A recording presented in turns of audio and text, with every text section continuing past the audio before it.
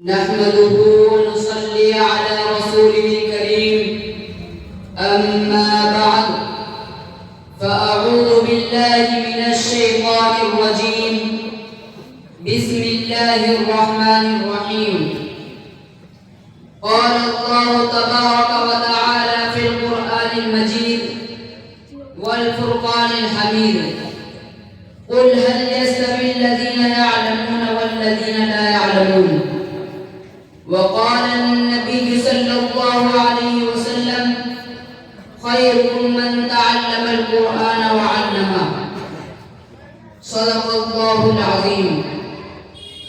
اگر یہ مساجد مدارس نہ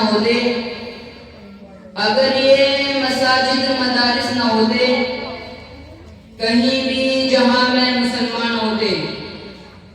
محترم اساتذہ کرام، محترم مہمانان گرامی اور میرے ہم مدرسہ ساتھیوں، السلام علیکم ورحمۃ اللہ وبرکاتہ.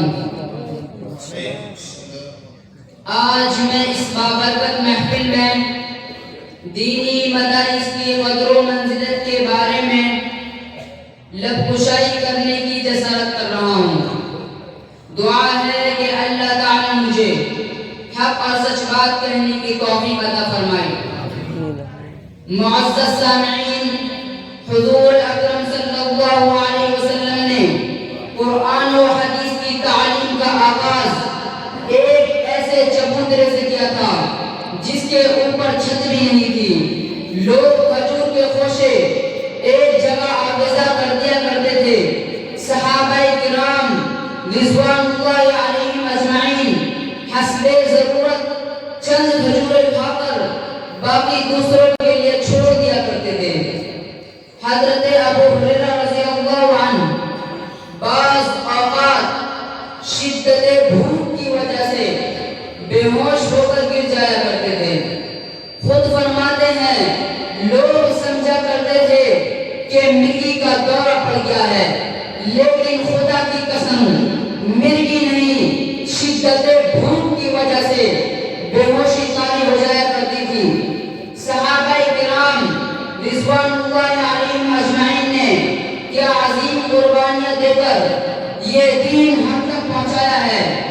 آج یہ سادہ سے مدارس جو نظر آ رہے ہیں، اگرچہ بے رنگ ہو، بیٹھنے کے لیے دریا بھی میسر نہ ہو، لیکن ان میں بیٹھ کر قرآن و دین حاصل کرنے سے صحابہ کرام رضوان اللہ علیہم اجمعین کے ساتھ جو ایک نسبت قائم ہو جاتی ہے، یہ اتنی بڑی نعمت اور انعام خدا بندی ہے کہ اس کا حق شکر ادا ہو ہی نہیں سکتا. سامعین محترم، یہ دین ہم تک کیسے پہنچا؟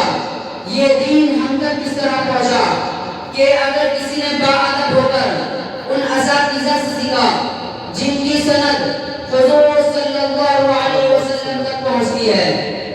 ایک کتاب کا آپ خود مطالعہ کر لیجئے اور ایک کتاب آپ کسی استاد سے پڑھ لیجئے، دونوں میں آسمان و زمین کا فرق ہوگا.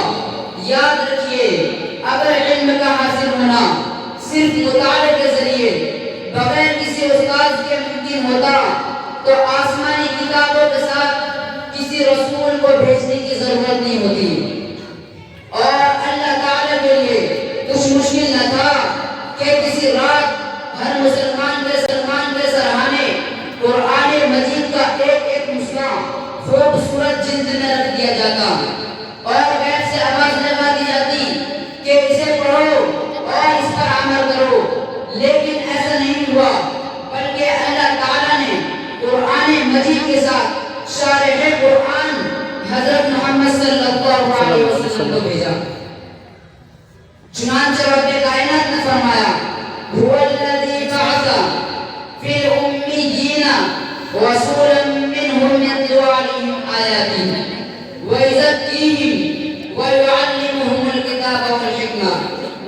وہی ہے جس نے امی لوگوں میں انہی میں سے ایک رسول کو بھیجا جو ان کے سامنے اس کی آیتوں کی تلاوت کرے اور ان کو پاکیزہ بنائے اور انہیں کتاب و حکمت کی تعلیم دے.